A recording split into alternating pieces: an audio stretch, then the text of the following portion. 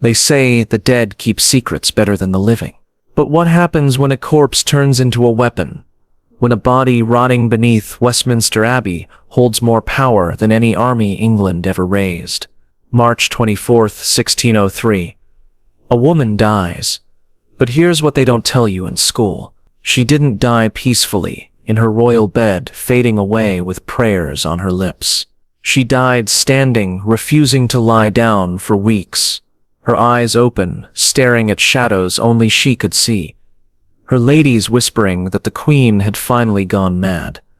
Elizabeth Tudor, the Virgin Queen, the woman who faced the Spanish Armada and won, the ruler who turned a poor island into an empire. Dead at 69, and before her body was even cold, the lies began. This isn't the story you know, this is the story they buried. The one locked away for 400 years because the truth could destroy everything the British monarchy built. Let's start with what really happened in that room. Richmond Palace smelled of death long before Elizabeth died. Not the clean scent of sickness, but something worse. Something rotten. Servants scrubbed the floors with lavender and rosemary. They burned incense until their eyes watered. Nothing worked. The smell crept from the Queen's chambers like a living thing. Inside, Elizabeth had become a ghost inside her own body. Picture it. A woman who once ruled rooms with a single glance, now slumped against cushions because her legs wouldn't hold her. Her face, the famous face that filled 1,000 portraits, coated in white paste so thick it cracked when she tried to speak. What lay beneath? We'll get to that. You're not ready yet. Her chief lady, Catherine Howard, later wrote to her sister in a letter that was quickly destroyed. Her Majesty's mind is gone. She speaks to her father, dead these 50 years. She argues with ghosts.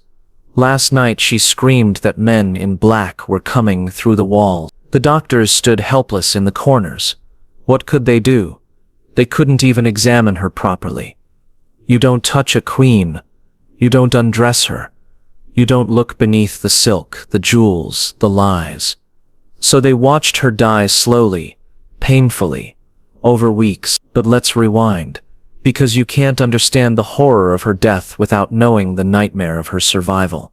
A little girl, not yet 3, watches her mother walk to the scaffold. Anne Boleyn, the woman who broke England from Rome, the woman Henry destroyed when she failed to give him sons. They don't let Elizabeth see the execution, but she hears it, the crowd roaring, then silence. Her mother's head falls, her world shatters, and in that moment something hardens inside her. Weakness kills, being a woman kills, needing anyone kills. She learned fast. Growing up in Henry VIII's court wasn't life in a palace, it was life in a slaughterhouse.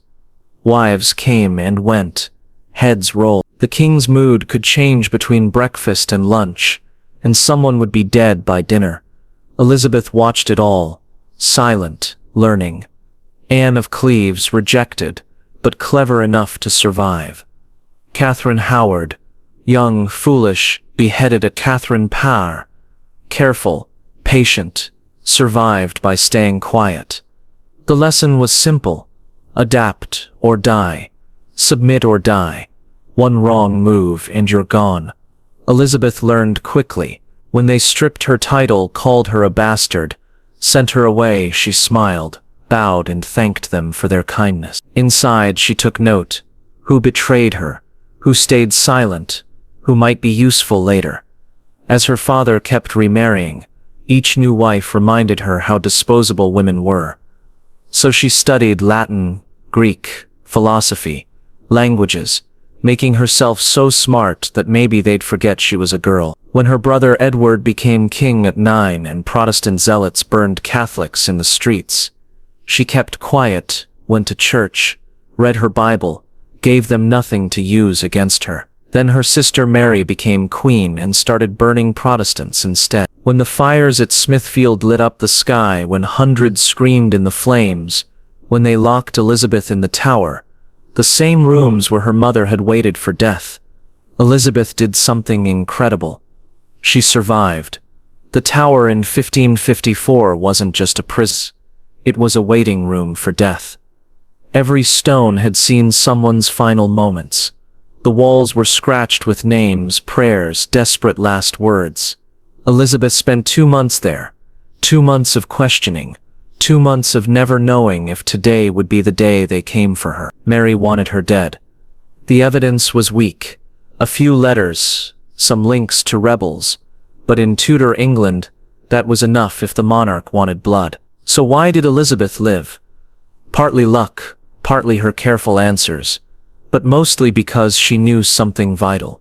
She made herself useful. She made Mary believe killing her would cause more trouble than keeping her alive. How?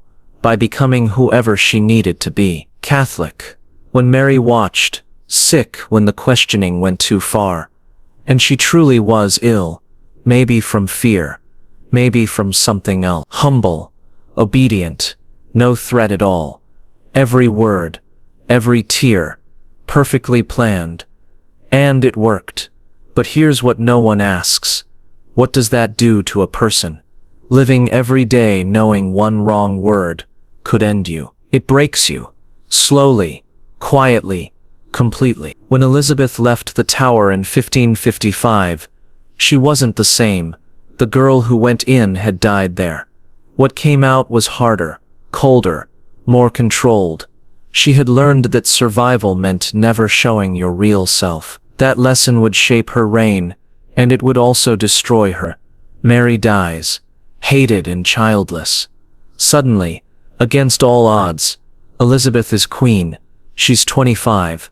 She's survived a murdered mother, a brutal father, a sick brother, and a murderous sister. She has lived her life one mistake from death, and now she's England's ruler.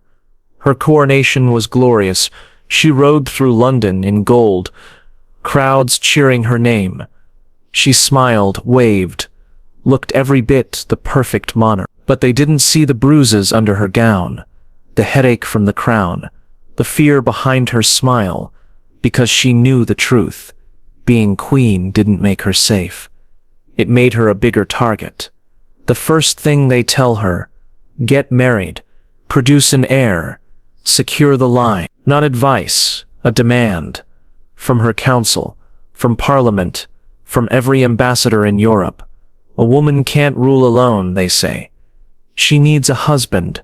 The parade of suitors begins. Philip of Spain, her dead sister's widower, twice her age, offering to protect England by absorbing it into his Catholic empire. Elizabeth smiles, says she'll think about it. She won't. But saying no might cause a war, so she drags it out for years and comes Archduke Charles of Austria, Protestant, which helps, but marrying him would pull England into endless wars. She plays along, never commits. Then Eric XIV of Sweden, sending portrait after portrait of himself, each one more flattering. Elizabeth hangs them in her room and laughs with her ladies. She never takes him seriously. Then the Duke of Anjou, young, charming, French, Catholic. This one gets further than most. Elizabeth actually seems interested for a while. She calls him her frog in letter, but he's Catholic, and England would revolt if she married a Catholic. So after years of negotiation, it falls apart. Robert Dudley, Earl of Leicester. This one's different. This one she actually loves. Childhood friends, he'd been there at her coronation leading her horse. Tall, handsome, ambitious, Protestant, perfect, except for one problem. He was already married to Amy Robsart. And then in 1560, Amy Robsart died, fell down the stairs at Cumnor Place and broke her neck. Suspicious, incredibly. Rumors exploded immediately that Dudley had murdered her so he could marry Elizabeth. Some said Elizabeth herself had ordered it. The scandal was massive. Elizabeth wanted to marry him anyway. She was in love. Probably the only time in her life she truly loved someone romantically. She could have done it. She was queen. She could have married whomever she wanted. But her advisors threatened to revolt. The scandal would destroy her. Foreign powers would use it as proof that England was ruled by a murderer. The legitimacy of her reign would crumble. So she didn't marry him. But she kept him close, made him an earl, gave him estates, titles, and power. She flirted with him in public, let everyone think they were lovers, which drove ambassadors crazy trying to figure out what was actually happening. Were they sleeping together? Probably not. Elizabeth was too paranoid about pregnancy. One bastard child and her reign would be over. But emotionally, she was as close to Dudley as she ever was to anyone. And here's the interesting part. Years later, when Dudley was dying, he wrote her a letter. It was found among her private papers after her death, tied with a ribbon and marked in her handwriting. His last letter. In it, he mentioned the truth we alone know, the secret that bound us in sorrow rather than joy. What secret?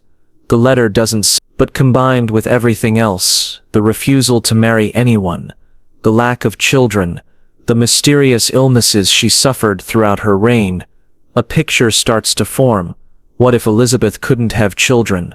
What if something was physically wrong with her reproductive system? What if the Virgin Queen wasn't making a choice at all, but hiding a medical reality that would have destroyed her legitimacy? The evidence is scattered, but disturbing. Foreign ambassadors wrote detailed reports about Elizabeth's appearance. It was their job. Kings needed to know everything about potential marriage partners. Some noted her manly voice. Others mentioned her unusual height and strength for a woman. One Spanish envoy wrote that Her Majesty's form is not as other women's. He was recalled to Spain before he could elaborate. The Venetian ambassador reported that Elizabeth had a very loud voice and a masculine way of speaking. Another described her as having more the bearing of a soldier than a lady. These weren't insults, they were confused observations. Elizabeth didn't quite fit the expected idea of a woman in her era. Then there are the medical incidents. In 1566, Elizabeth fell seriously ill, high fever, sweats, pain so severe she couldn't stand. She thought she was dying and nearly named Robert Dudley as Lord Protector. Her doctors were finally allowed to examine her, something they rarely got to do, because touching the Queen's body was essentially forbidden. What they found was never officially recorded. But one physician, Dr. emerged from her chambers, looking, according to Accordia's diary, pale and troubled, as if he had seen something that shook him to his core. He refused to discuss what he'd seen, wouldn't even tell his colleagues. A year later, he was dead. The official cause was listed as sudden fever. Convenient. In 1568, there was another incident. Elizabeth collapsed during a council meeting. When her ladies got her to her chambers and loosened her clothing, one of them fainted. The others cleared the room immediately. No explanation was ever given. What did they see?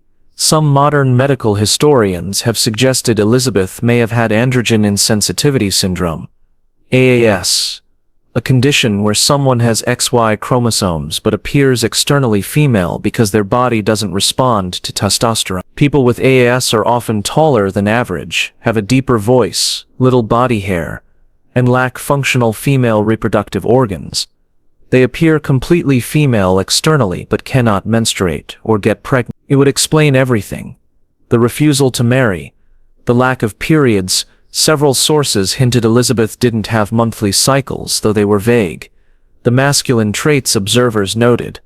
The secret her doctors saw and refused to discuss. Other historians have suggested different conditions.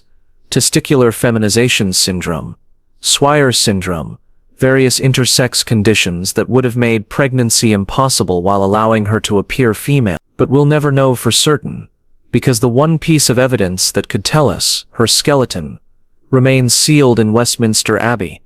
The British establishment has refused every single request from historians and scientists to examine her remains. For 4 centuries they've said no. In 1952, during Elizabeth's coronation, there was a movement among historians to finally examine Elizabeth I's remains. Denied. In 1975, when new non-invasive scanning technology became available, they asked again. Denied. In 2003, on the 400th anniversary of her death, a formal petition from multiple universities denied. Why? What are they protecting? The official reason is always respect for the dead. but they've allowed examination of other royal remains. Richard III was exhumed in 2012 and studied extensively. His skeleton was CT scanned, DNA tested, analyzed in every possible way. Other Tudor-era burials have been investigated. Henry VI's tomb has been opened. Catherine of Aragon's remains have been examined. Even medieval monarchs have been studied. Why not Elizabeth? What's different about her? The answer seems obvious, because whatever's in that coffin doesn't match the legend, and the legend is too valuable to risk. But let's move forward, because whether or not Elizabeth could have children, she spent 45 years telling England she chose not to. And that choice, real or forced, came with a price. Let's talk about the poison. Elizabeth's signature look, ghostly white skin, red lips, red hair, iconic, immortalized in hundreds of portraits. Every painting shows the same flawless porcelain face, achieved through a daily ritual that was slowly killing her. The white makeup was called Venetian ceruse. It was all the rage in courts across Europe. The recipe? White lead mixed with vinegar. Sometimes they added arsenic to make it stick better. You read that right, lead and arsenic, applied to the face every single day. The process was elaborate. First you'd wash your face with a mixture that was supposed to prepare the skin, usually something acidic that actually damaged it. Then you'd apply the ceruse in thick layers, building it up until your skin was perfectly white and smooth. The effect was striking. In candlelight, with the white makeup, red lips, and elaborate clothing, Elizabeth must have looked otherworldly, like a living statue, a goddess made flesh. But lead is a neurotoxin. It doesn't just sit on your skin, it absorbs through it, into your bloodstream, into your bones, into your brain.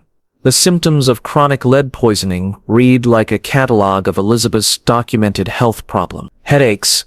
She suffered from severe, recurring headaches her entire adult life, so bad that sometimes she'd have to cancel public appearances. Abdominal pain, constant. Her ladies reported that she often couldn't eat because of stomach cramp. Joint pain and muscle weakness. By her 40s, Elizabeth had trouble with stairs. By her 50s, she needed assistance standing after sitting for long periods. Mood swings and irritability. Elizabeth was famous for her temper. She'd be charming one moment, screaming the next. She once threw a slipper at one of her ministers. Another time, she slapped a lady-in-waiting across the face for a minor mistake. Memory problems and confusion in her later years. Courtiers noted that Elizabeth would sometimes lose track of conversations, or forget things that had just been discussed. Insomnia. She barely slept, would pace her chambers at night. Her ladies took shifts staying awake with her. Anemia. Historical accounts describe her as often pale and weak, needing to sit during events where she'd normally stand. All of these are consistent with chronic lead poisoning. For 45 years, Elizabeth was slowly poisoning herself, and she couldn't stop because every time she appeared in public, she had look ageless, eternal, divine. The mask wasn't vanity. It was political survival.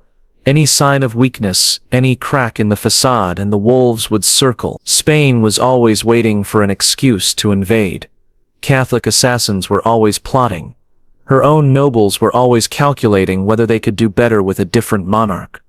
Elizabeth's power rested entirely on her image of invincibility. So every morning her ladies applied the poison, layer after layer, until her face was a white shield, until the lead had soaked so deep into her skin that even when she washed it off at night, white residue remained in every pore. And beneath the makeup, the damage accumulated year after year. By her 40s, her skin was dry and flaking. The lead was breaking down her skin's natural moisture barrier. Her ladies had to apply increasingly thick layers to cover the damage. By her 50s, she had open sores, small ones at first, then larger. The lead was literally corroding her skin. They'd cover the sores with extra makeup, which made them worse, which required more makeup. A vicious cycle. By her 60s, according to one lady's secret testimony given years later, Elizabeth had patches of blackened flesh on her face and neck that wept yellow fluid and would not heal. Necrosis, tissue death from decades of lead exposure. But in public, she was perfect, glowing, untouchable. The Fairy Queen, Gloriana. The portraits from her later reign are telling. They become increasingly stylized, increasingly unrealistic. The rainbow portrait from around Etienne in 1600 shows Elizabeth as a young woman, though she was nearly 70. No wrinkles. Perfect skin. It's not a portrait of a person. It's an icon, a symbol, because the real Elizabeth, the woman beneath the paint, was falling apart. The corset was the other torture device. Elizabethan court fashion demanded a specific silhouette: tiny waist, flat chest, rigid, triangular torso. To achieve this, women wore corsets reinforced with whalebone, wood, or steel laced, so tight they could barely breathe. Elizabeth wore hers tighter than anyone had to. At state functions, she needed to stand for hours without showing fatigue.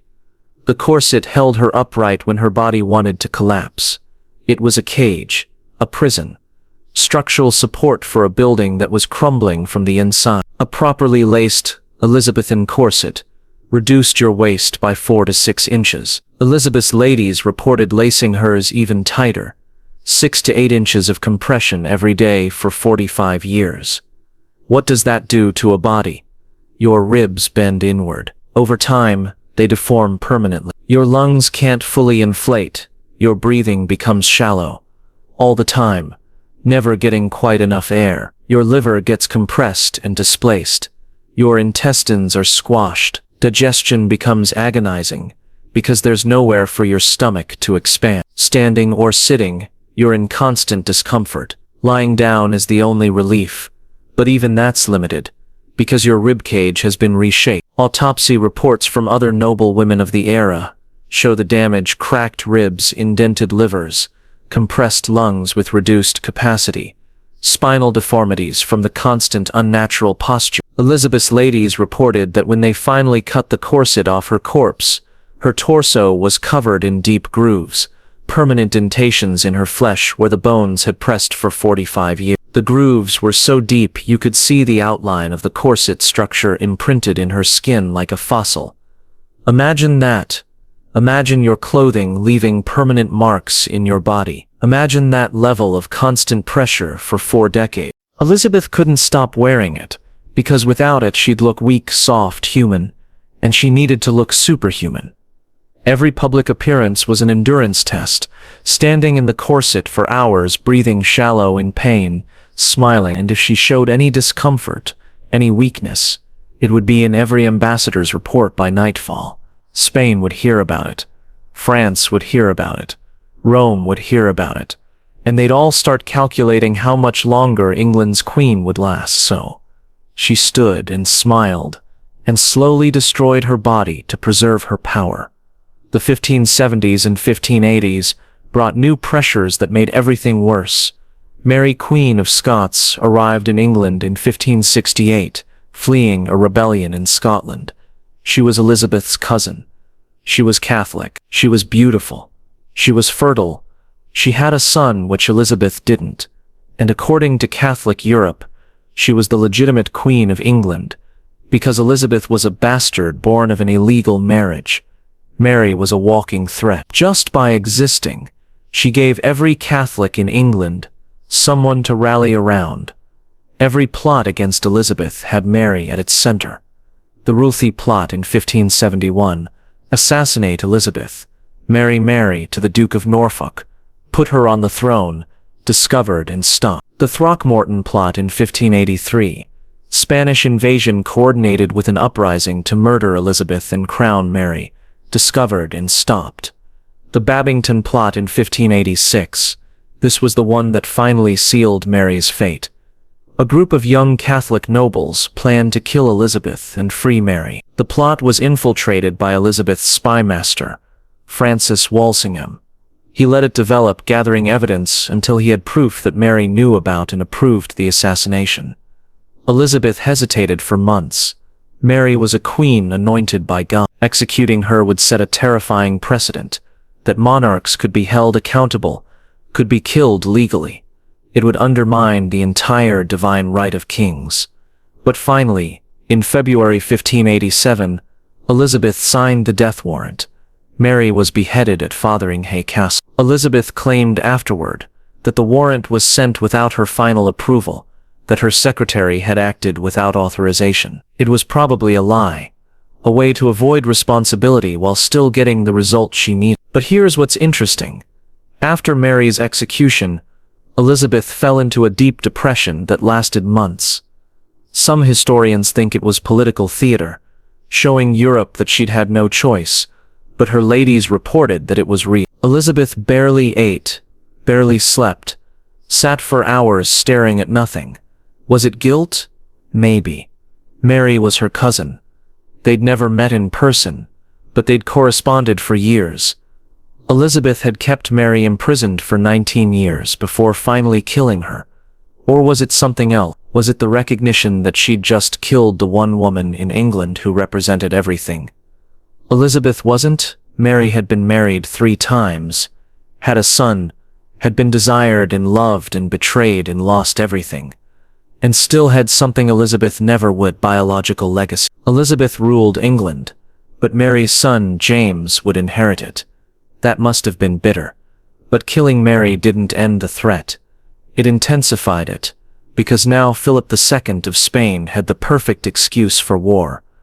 The Spanish Armada, 1588, the largest invasion force England had ever faced. 130 ships, 30,000 men. The plan: sail up the English Channel, link up with the Spanish army in the Netherlands, invade England, depose Elizabeth, restore Catholicism. If it had succeeded, Elizabeth would have been executed. England would have become a Spanish puppet state. The Protestant Reformation in England would have been erased. Elizabeth was 54 years old, in constant pain from the lead poisoning, the corset, and what was probably undiagnosed arthritis, suffering from depression after Mary's execution, barely sleeping because of nightmares and political pressure. And she rode out to Tilbury to address her troops. This is one of the most famous moments in English history. Elizabeth in armor, while a ceremonial breastplate over her dress, on a white horse, surrounded by soldiers. The speech: "I know I have the body of a weak, feeble woman, but I have the heart and stomach of a king, and of a king of England too, and think foul scorn that Parma, or Spain, or any prince of Europe should dare to invade the borders of my realm." It's magnificent. It's inspiring. It's been quoted for 400 years as an example of courage and leadership. What they don't tell you is what happened before and after. Before, Elizabeth was so weak from a recent illness, probably another flare-up of whatever chronic condition she was hiding, that she could barely mount her horse. Her ladies had to practically lift her into the saddle. They gave her wine mixed with something, possibly a stimulant, to keep her alert and upright during the review. She was magnificent. For 3 hours she was every inch the warrior queen, riding along the lines, making eye contact with soldiers, projecting strength, confidence, and absolute certainty of victory. It was a performance, the greatest performance of her life, and it worked. The soldiers went from nervous to fanatical. They would have followed her into hell. After she collapsed completely, couldn't leave her chambers for a week.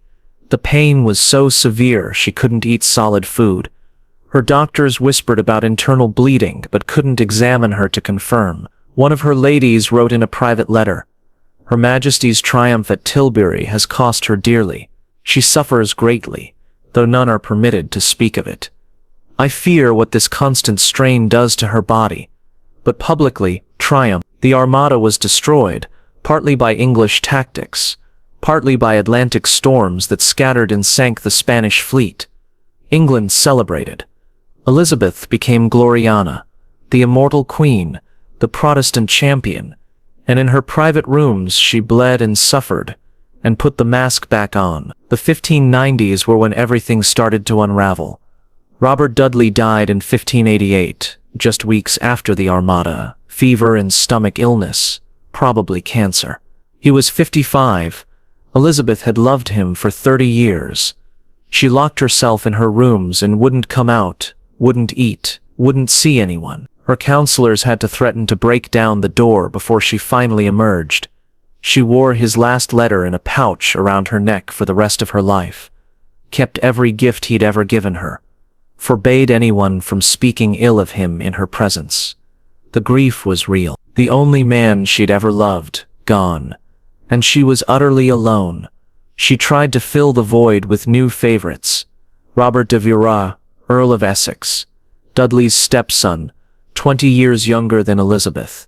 Handsome, charismatic, reckless. She adored him, gave him commands, forgave his mistakes, defended him against critics. It was almost motherly, the way she doted on him, and Essex took advantage. He was arrogant, convinced he was indispensable. When she sent him to Ireland to put down a rebellion, he failed miserably, made an unauthorized truce with the rebels, and rushed back to England without permission. He burst into Elizabeth's private chambers early one morning, unannounced, unauthorized. Elizabeth was still in her nightgown. Her wig was off. Her makeup was off. For the first time in decades, someone saw Elizabeth's real face. Essex froze. The accounts differ on exactly what he saw, but all agree he was shocked. He stammered an apology and backed out. Elizabeth never forgave him for that. Not for the political failures, but for seeing her without the mask. In 1601, Essex tried to stage a coup, tried to march on the palace with armed supporters. It was pathetic. The coup fell apart immediately, but it was treason. Elizabeth signed his execution warrant. According to her ladies, she wept while signing it. But she signed it. Essex was beheaded on February 25, 1601. He was 34 years old. After his execution, Elizabeth was never the same. The depression that had always stalked her finally caught up. She stopped caring about appearances, stopped eating properly, stopped sleeping. Her counselors begged her to name an heir. She refused. Maybe out of superstition, naming an heir felt like inviting death. Maybe out of political calculation. The second she named an heir, that person would become the focus of every plot and scheme, and she'd become irrelevant. Or maybe she just didn't care anymore. The physical decay accelerated in her final years. By 1600, she'd lost most of her teeth. The lead and sugar she consumed compulsively had rotted them away. Her breath smelled terrible. She stuffed her cheeks with cloth to maintain the shape of her face in public, which made speaking difficult and eating almost impossible. Her hair was gone, wiped out by the lead, the stress and age. She wore increasingly elaborate wigs, some piled 2 feet high, decorated with jewels, pearls, and gold wire. They were so heavy they gave her headaches, but she needed them, needed the illusion of youth. Her hands shook constantly, tremors that made writing difficult, made holding things uncertain. Could be more lead poisoning, could be early Parkinson's, could just be accumulated damage from 70 years of stress and survival.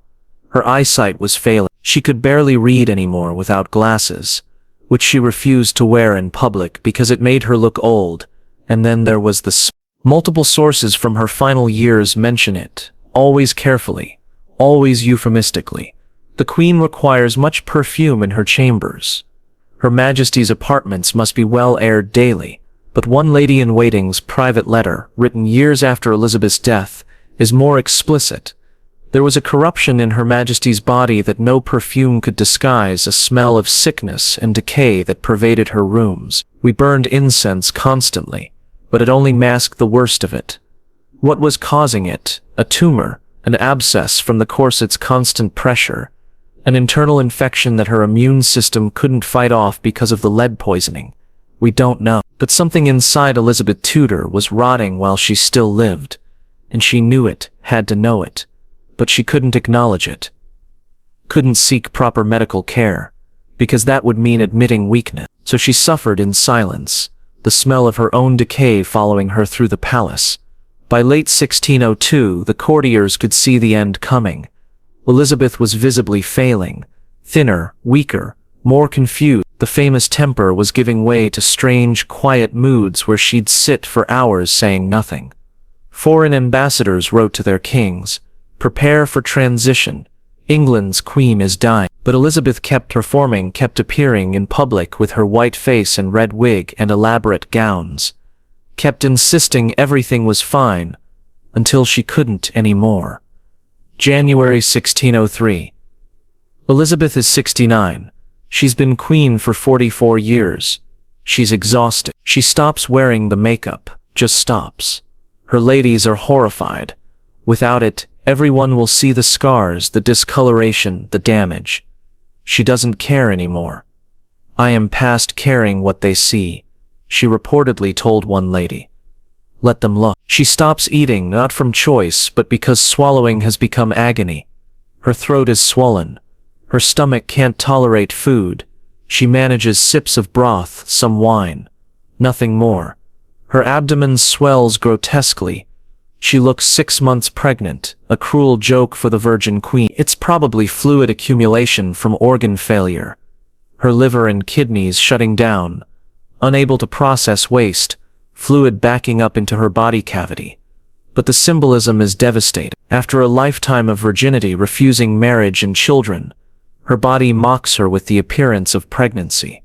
She refuses to go to bed. This becomes the defining feature of her final weeks. Her doctors beg her. Her counselors plead with her. Her ladies try to persuade her. She won't do it. She sits in chairs, leans against piles of cushions on the floor. Her ladies hold her upright. Days pass, then a week, 2 weeks. She barely speaks. When she does, it's fragments, names of people long dead, half-remembered prayers in Latin. Sometimes she laughs for no apparent reason. Sometimes she stares at corners of the room and asks, "Who's there?" when nobody is. Why won't she lie down? Her ladies ask. She gave different answers. Once I lie in that bed, I shall never rise again. Another time, the bed is a trap. Death waits there. Another time she said nothing, just shook her head violently. Some historians think it was psychological, that lying down meant surrender, meant accepting death, and Elizabeth had spent 70 years refusing to surrender to anything. Others suggest it was medical. Perhaps lying flat put unbearable pressure on her damaged organ. Perhaps the fluid in her abdomen made breathing impossible when horizontal. Perhaps the pain was simply too severe. Or perhaps she was just delirious. The lid poisoning, the organ failure, the starvation, her brain was shutting down. Maybe there was no rational reason. Maybe she was just confused and terrified and holding on to the last shred of control she had, staying upright. Her counselors, meanwhile, were panicking. She hadn't named an heir. If she died without designating a successor, England could descend into civil war. Catholics and Protestants fighting over the throne, foreign powers invading during the chaos. They brought her name after name. James VI of Scotland, Mary's son, Protestant, the logical choice. She wouldn't respond.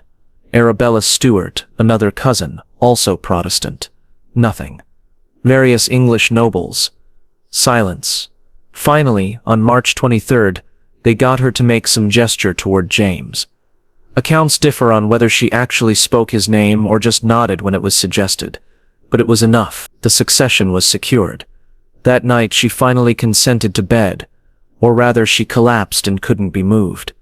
They carried her to the royal bed, laid her gently on pillows. Her breathing was labored, irregular. Her eyes were open but unfocused. She couldn't speak anymore. Her archbishop knelt beside her and prayed. Her ladies held her hands. Her counselors stood in the corners, already planning the transition to James. She lasted through the night. As dawn approached on March 24, 1603, her breathing became more and more shallow. Then stop. Elizabeth Tudor died. No profound last words, no deathbed confession. She just stopped breathing. And then the cover-up began. The doors were locked immediately. Guards posted. Only the most trusted ladies were allowed to remain. The counselors gave explicit orders. Speak of nothing you see. Nothing. When they began to undress her body, layer by layer the horror emerged. The makeup came off in sheets, taking skin with it. What lay beneath wasn't the face of an old woman. It was something worse, black, ulcerated, necrotic tissue from decades of lead eating through her flesh. One lady vomited and had to be removed. The corset left grooves in her torso so deep they looked carved. Her ribs had bent inward, some cracked from the pressure. When they removed the final layers, the smell became overwhelming. Between her legs, the servant who saw it could only describe it as wrong, either absent or malformed. She couldn't say which in her shock. The abdomen was distended with fluid in a hard mass tumor, abscess. Nobody was allowed to investigate further. They wrapped the body immediately, sealed it in lead within hours. The coffin was closed before rigor mortis fully set. The servants were scattered across England. The doctors who'd attended her 3 died within a year. The funeral was spectacular propaganda, but they wanted that body underground before questions multiplied. James became king. The Tudor era ended, and the first thing he did was ensure Elizabeth's tomb stayed sealed forever. 400 years later, it remains locked. Every request to examine her remains has been denied. Other monarchs have been studied, but not her. Why? Because whatever's in that coffin would shatter the myth. And the myth, the Virgin Queen, pure and powerful and eternal, is worth more to Britain than the truth ever could be. Elizabeth ruled magnificently, but England killed her slowly with poison and pressure and impossible expectations, and then buried the evidence. The real secret of Westminster Abbey isn't what's in the coffin. It's why we're still not allowed to look. Some truths are too dangerous, some lies too essential. Some bodies must stay buried so empires can survive. The Virgin Queen is dead.